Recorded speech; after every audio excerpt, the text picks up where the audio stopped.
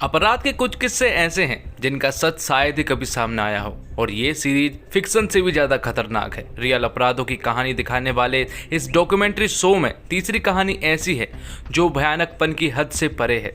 इस बार कहानी में जो अपराधी है वो सिर्फ एक सीरियल किलर नहीं बल्कि सीरियल रेपिस्ट भी है। ये कहानी है भरत कालीचरण उर्फ अक्कू यादव की। तो दोस्तों, आज हम एक्सप्लेन करने वाले हैं Indian predator murder in a court room series को, जिसके पहले एपिसोड को आज हम एक्सप्लेन करने वाले हैं। तो वीडियो को शुरू करते हैं, और अगर वीडियो अच्छा लगे तो वीडियो को लाइक जरूर कीजिएगा, और इसी तरह के वीडियोस पाने के लिए आप हमारे चैनल को सब्सक्राइब भी कीजिएगा। तो फर्स्ट एपिसोड की स्टार्टिंग में नागपुर महाराष्ट्र के कस्तूरबा नगर स्लम में अक्कू यादव का नाम किसी बुरे सपने की तरह था। रिपोर्ट्स बताती है कि वो सिर्फ गैंगस्टर या सीरियल किलर या वसूली करने वाला ही नहीं था, बल्कि वो एक सीरियल रेपिस्ट भी था।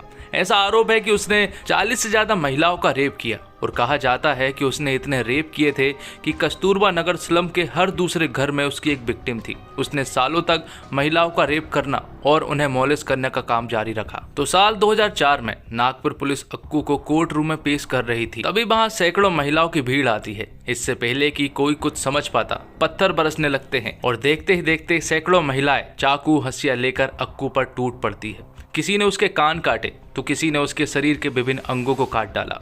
उसके शरीर को मिनटों में नुकीले हथियारों से छलनी कर दिया गया। कोई सोच भी नहीं सकता कि एक भीड़ भरे कोर्टरूम में ऐसी किसी अपराध को अंजाम दिया जा सकता है, लेकिन ऐसा हुआ।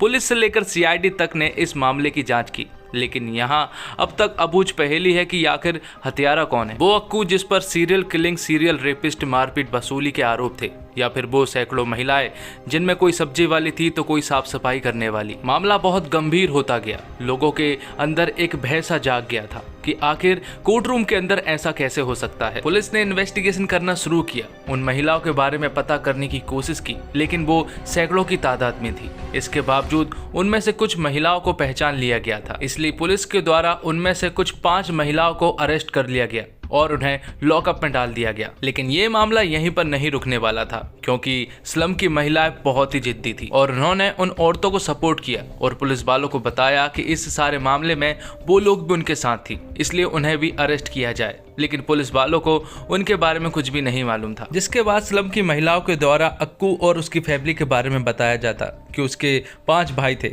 और अक्कू सबसे छोटा था, इसलिए वो बहुत अड़ियल था। वो किसी से भी नहीं डरता था, किसी से भी कुछ भी बोल दिया करता था और किसी से भी झगड़ लिया करता था। औरतों की बिल्कुल भी इज्जत नहीं किया करता था। वो तू तड़ाक में ही हमेशा औरतों से बात किया करता था। जिसके बाद अक्कू का दोस्त हमें बताता है कि अक्कू बचपन से ही बिगड़ा हुआ था। चोरी करना, नशेबाजी करना, ये बचपन से ही वो करता आ रहा था, और किसी से भी लड़ झगड़ लेना ये उसकी आदत बन चुकी थी। तो अक्कू को मारने के बाद जिन 5 औरतों को अरेस्ट किया गया है, उनके सपोर्ट में कई और सारी औरतें आई और उन्होंने बताया कि जिस अक्कू को मारा गया है वो कोई ठीक इंसान नहीं था, उसने पूरी बस्ती के ऊपर जुल्म किए हैं। जिसके बाद अक्कू का दोस्त एक इंसिडेंट के बारे में बताता है कि वो लोग एक बिल्डिंग में पत्ते खेलने के लिए गए थे, और जब वो उस बिल्डिंग में घुसे तो उन लोगों ने वहां पर एक कपल को देखा जो कि वहां पर बैठे हुए थे।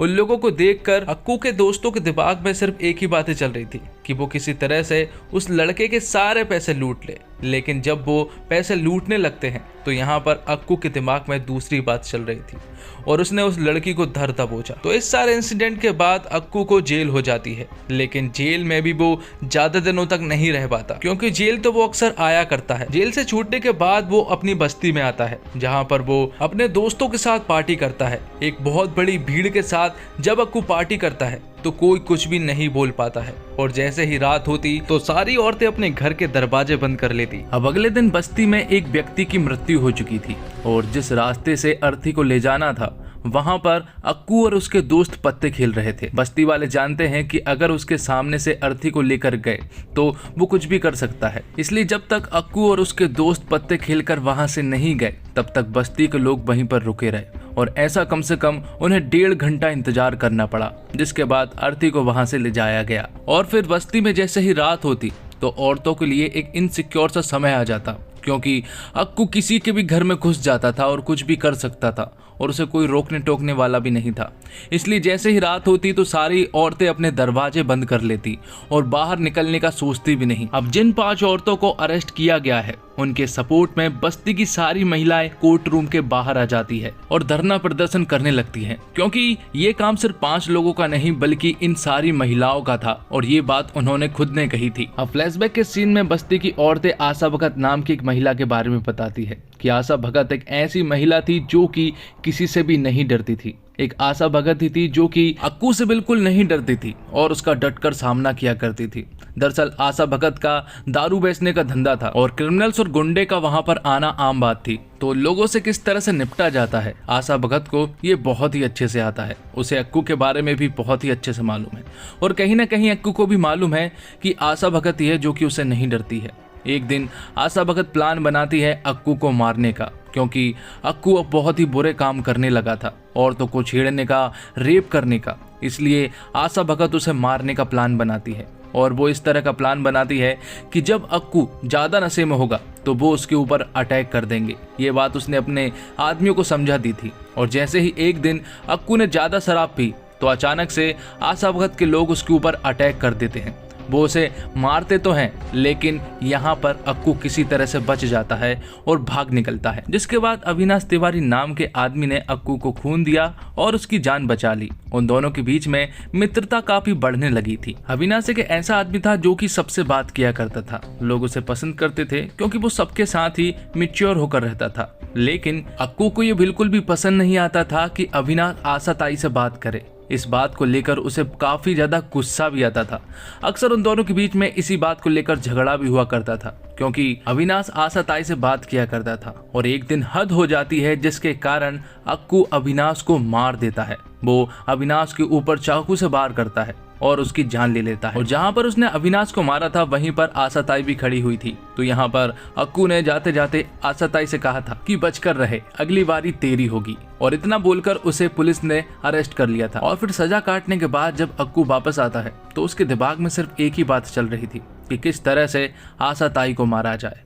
और एक रात जब आशा ताई अपने घर पर अपनी बेटी के साथ थी तो अचानक से उसके दरवाजे पर एक आदमी आता है जो कि उससे पानी मांग रहा था। तो आशा ताई भी पानी देने के लिए दरवाजे से बाहर की ओर जाने लगती है, जबकि आशा ताई को नहीं मालूम है कि शायद आज उसका आखिरी दिन होने वाला है, क्योंकि बाहर अक्कू और उसके आदमी छिपे हुए थे। और जैसे ही आशा ताई अपने घर से बाहर आती है तो अचानक से अक्कू और उसके आदमी आशा ताई के ऊपर अटैक कर देते हैं और उसकी बेटी को भी मार देते हैं। और बस्ती में जब ये हादसा हुआ तो बस्ती के लिए ये एक ब्लैक डे के रूप में था, क्योंकि आशा ताई उनकी हीरोइन थी। जिसके बाद फिर से अक्कू को पुलिस के द्वारा अरेस्ट कर लिया जाता है और कुछ ही दिनों के बाद अक्कू अपनी सजा काट कर बस्ती में वापस भी आ जाता है। और यहाँ प्रेजेंट में अक्कू के मरने के बाद उन 5 महिलाओं के लिए कई सारी औरतें सपोर्ट में थी। वो सिर्फ ये चाह रही थी कि वो 5 महिलाएं रिहा हों, क्योंकि ये काम उन 5 महिलाओं का नहीं बल्कि सैकड़ों महिलाओं का था। और इसी प्रोटेस्ट के साथ पहला एपिसोड यहीं पर खत्म होता है। तो दोस्तों उम्मीद करता हूँ आपको वीडियो पसंद आई होगी। वीडियो पसंद आई हो तो वीडियो को लाइक जरूर कीजिएगा और इसी तरह के वीडियोस पाने के लिए आप हमारे इस चैनल को सब्सक्राइब भी कर सकते हैं। धन्यवाद। जय हिंद, जय भारत, जय श्री राम।